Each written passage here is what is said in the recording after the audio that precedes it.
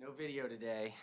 We have a little technical difficulty, so we're just gonna just an audio realm. Um, Good, almost afternoon. Good morning. Halfway there, more or less, almost. Day 44 today. Officially halfway tomorrow, which is kind of hard to believe. Things have moved. It's been busy, but there's still kind of a lot out there. So we have sine die in 46 days. Which is going to be, again, a time to celebrate. But this is also a realization that we have a lot more left to do over these next 45 days. My goal here, sort of generally this morning, is to kind of reset and realign expectations for what we should see over these next 45 days. And here's where we are. No piece of legislation has made it through both chambers yet. And we have hundreds of bills that still must be heard in committee. Given that volume, now is the time to start narrowing in on priorities within each committee so that we can move legislation onto the floor. It's getting tighter and tighter as time goes by. So what we know is going to be true is that it is incredibly busy and the work of the Senate is going to be intense. As far as how many bills or which bills will move, let me start going forward that there is going to be what is the equivalent of a shark-infested moat around the Rules Committee. If a bill was not put in on time, it is extremely, extremely unlikely to be moving this session except and unless there is a very specific reason. We just have too many bills this year. And so we have too many bills that still need a lot of work, that need a lot of amendments. And so that's going to take time. And the more bills that have original hearing, the harder it is to get to the bills that have already been heard and work through to make sure that they are appropriately ready for passage. The big note is that a number of committees are still hearing bills for the very first time and working through the most complicated issues. And so as we think about Fridays and Mondays moving forward, normally they have been a little bit slower. We can anticipate those being quite full over these next 45 days. What we do know is that we have one constitutional duty, and that's to pass a balanced budget. We will. I have no doubts about that. We're looking forward to seeing the revenue estimates coming early in March 7th, to be able to have a better idea. Things are tight, but they are not, it is not a crisis. It is not an austerity budget. This is a very normalized budget with normalized revenues. We are gonna get through this well, and I feel very confident that we're in a very good place. I do believe that we will see the passage of our juvenile justice bill as part of the accountability, rehabilitation, and collaboration of our juvenile justice system overall package. We know that there was some movement on that bill in the House last night. That bill will be taken up with amendments on Tuesday in judicial proceedings. They've been working very, very closely together between the chambers, and I think we are in a very close place to get to near passage by the end of session. Or get to passage by the end of session. What we do know is that the specific areas of juvenile justice that we wanted to impact were not working as optimally as hoped for. And so when we are focusing in on young people using firearms or being involved in carjackings or auto thefts, we have to do more. That will continue to be the focus of the bill that ultimately passes. Third, we are addressing the housing shortage and housing affordability crisis through legislation that allows more Marylanders to get into long-term housing. What we've said from the beginning is this isn't rocket science. It is a matter of supply and cost. And so the issues that we have to pass this year increase the supply of affordable housing and housing overall, and policies reduce the cost of building new housing in the state of Maryland moving forward. The rest of the issues out there are ones that we will see how the committees do, but in terms of prioritization, those are the priorities. Those are the things that must pass. A couple things, sort of general themes remain 45 days in. The Senate is still in the place that we do not need to raise general funds this year. We believe that we are in a budget cycle that is normal and that we can fulfill all of our obligations and invest strategically and importantly into the state's priorities without the need to raise general fund taxes. The end-of-life issue remains deeply, deeply personal for each member of the Senate. There's been lots of conversation on this, and I think the votes are very tight because as it's become more real as a policy issue, it has begun, I think senators have taken a much closer look, and so we'll see where it lands this year. This is not a bill that we're going to be twisting arms on. This is one where it's deeply personal and people are taking a very personal look. And so we'll want to know where the votes are before things move forward, but it's going to be very tight should it move forward. In terms of new business, just want to touch on a couple issues. First is SSTAT. This has been an issue that's gotten a lot of attention over the last week.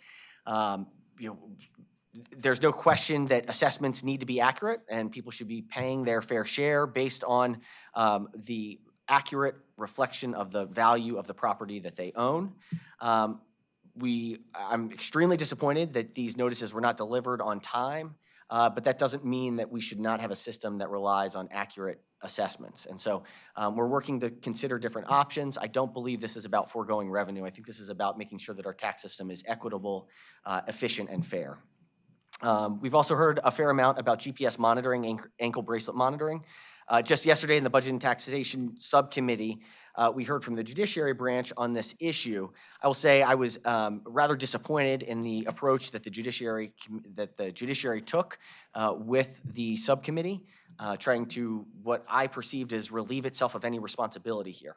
I think that was an unfortunate approach, and this is a problem that we have to take a short-term solution, or we have to find a short-term solution for those who are currently on monitoring, and then we have to have a broader conversation about where this should land, ankle monitoring oversight and administration in the long term. But right now, we have to solve a problem that we shouldn't be learning about in this moment, in this week.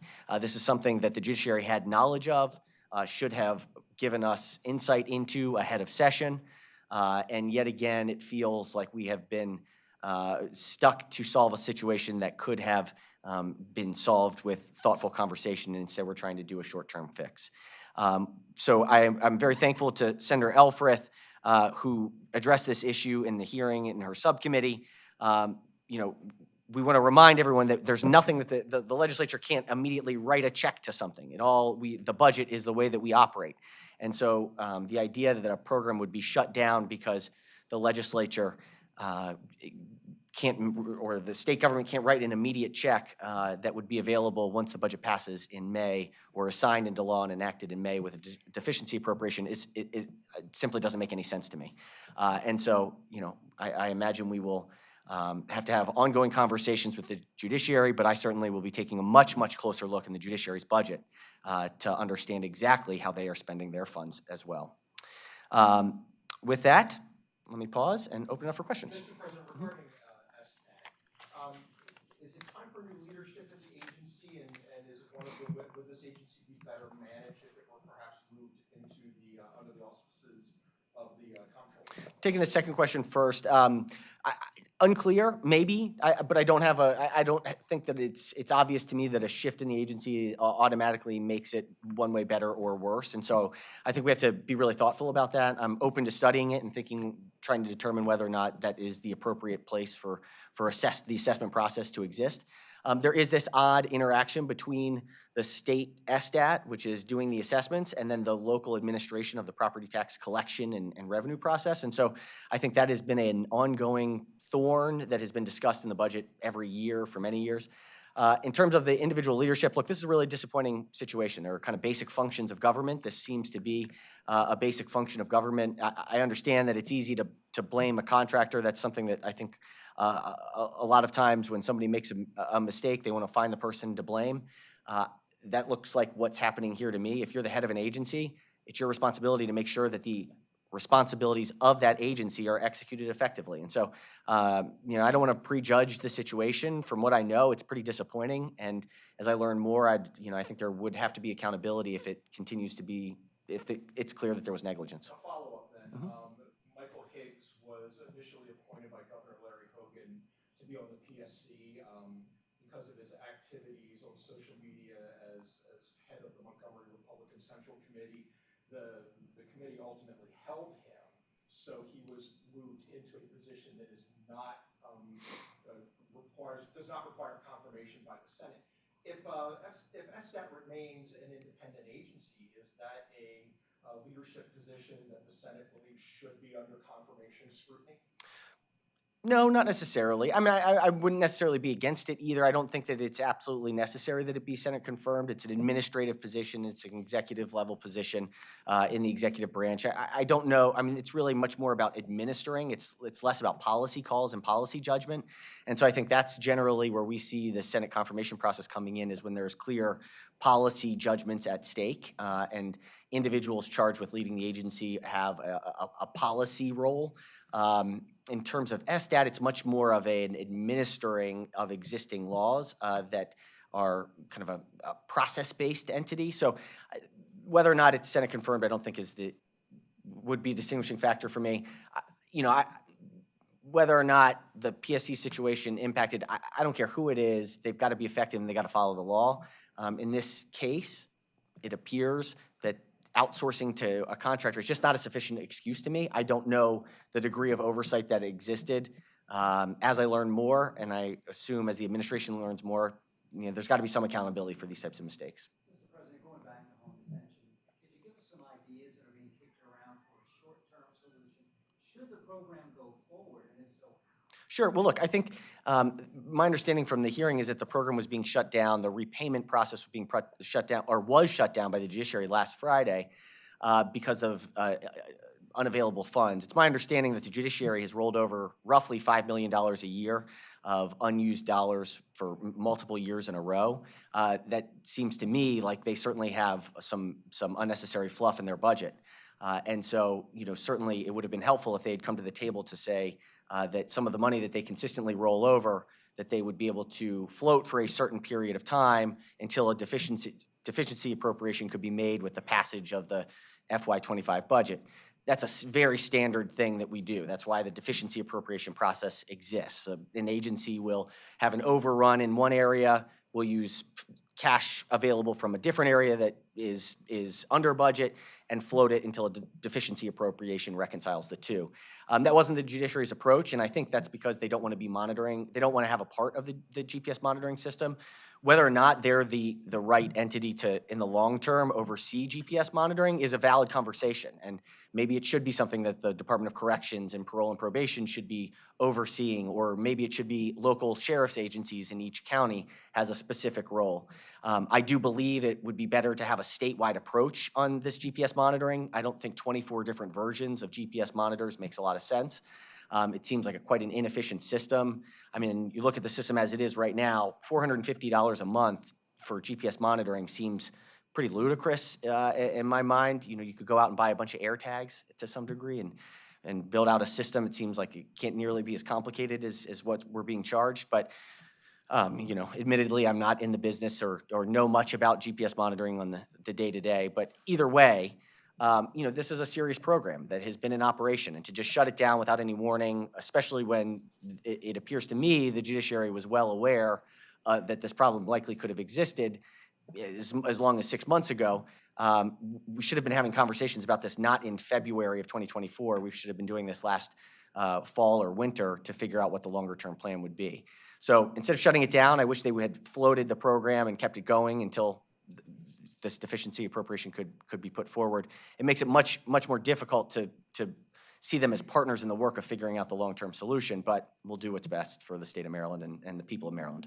So do they have the money? It's just that they don't. It's pretty clear to me the judiciary has plenty of money. You know, when they're rolling over $5 million a year, you know, that's why I say I really, you know, personally look forward to taking a much closer look at the judiciary's budget. It appears that, you know, they certainly have cash reserves that they are unwilling or have been unwilling to allocate to make sure that we can keep this program running. And so, you know, we just want to make sure that they're using their money as efficiently as possible. That's right. On the same topic, you talked about a larger conversation needs to be had about this. Should, you know, the government be subsidizing the cost of home detention? This program was set to expire potentially at the end of this year. It's always going to end at some point. It's earlier. What is your position on whether it should go forward beyond that? Should the state be investing money in it? Look, yes, I mean, when we think about the process of administering criminal justice, that is an inherently public function. And when we operate jails and prisons, or we operate probation and parole department, part of the criminal justice system is ensuring that the tools and instruments and instrumentalities exist to administer a fair and equitable justice system overall.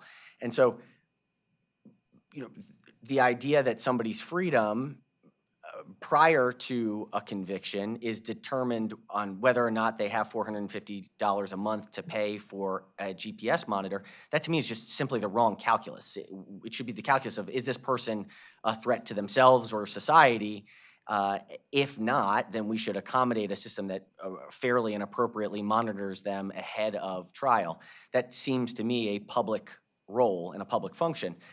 The system as it exists today, you know, we were using federal funds. The availability of federal funds were really what was bolstering the program as is, and I think we were hoping to see how it would play out.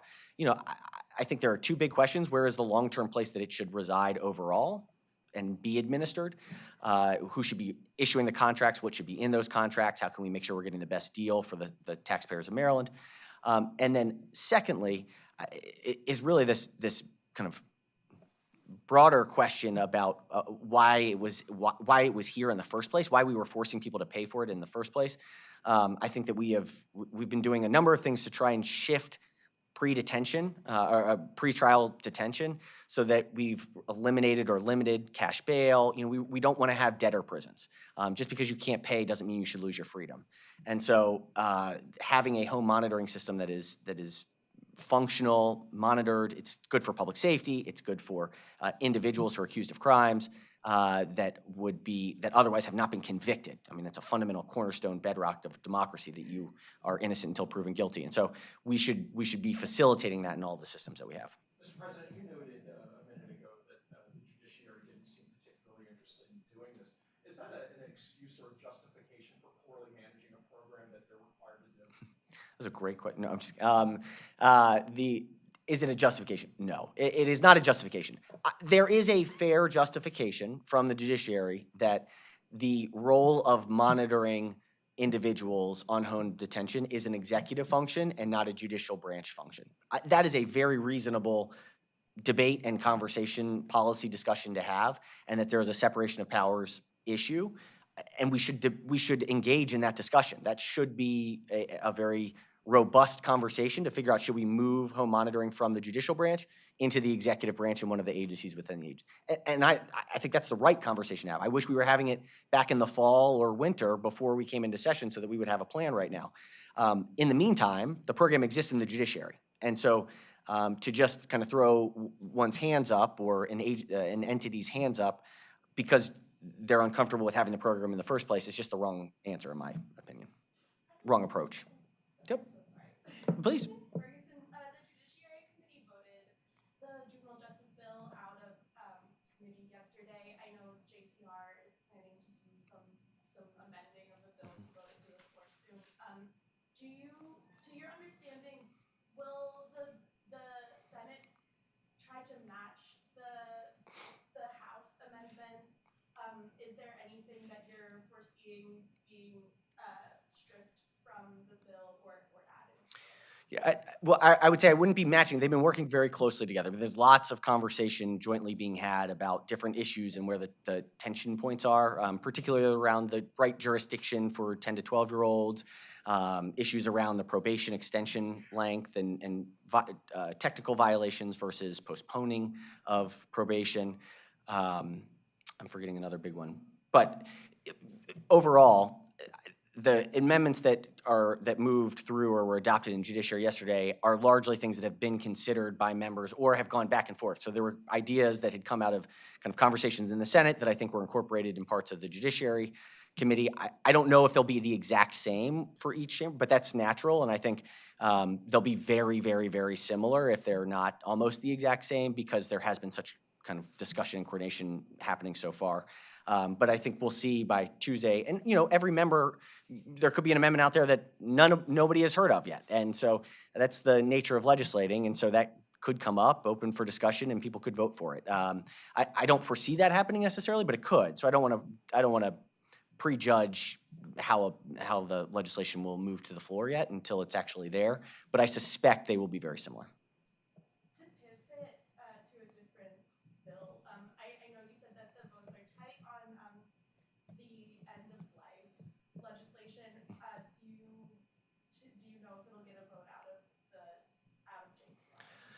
I mean, look, if I don't think that there are enough votes on the floor to pass the bill, I don't think we will have JPR vote the bill. And so I think that's that's an important point. And, as we've had conversations, this has been an issue we haven't taken to the floor since 2019. I think it's one of those issues that if people don't have to really think about it, they don't think about it because it's a hard concept and it's an upsetting concept for a lot of people. But as we've been, really noting that this is a year where we want to see robust and real conversation and the potential of moving it to the floor, I think it's forced a number of members to really evaluate for themselves where do they land on this issue.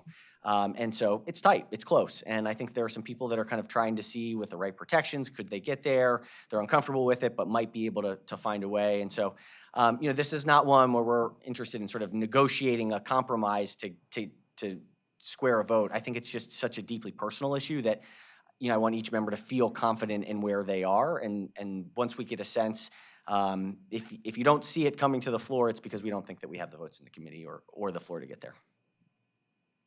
The House is entertaining a bill to remove CARE from the Hague Commission. I haven't seen a crossfire, pardon me, with the Senate. Does the Senate have any thoughts on that?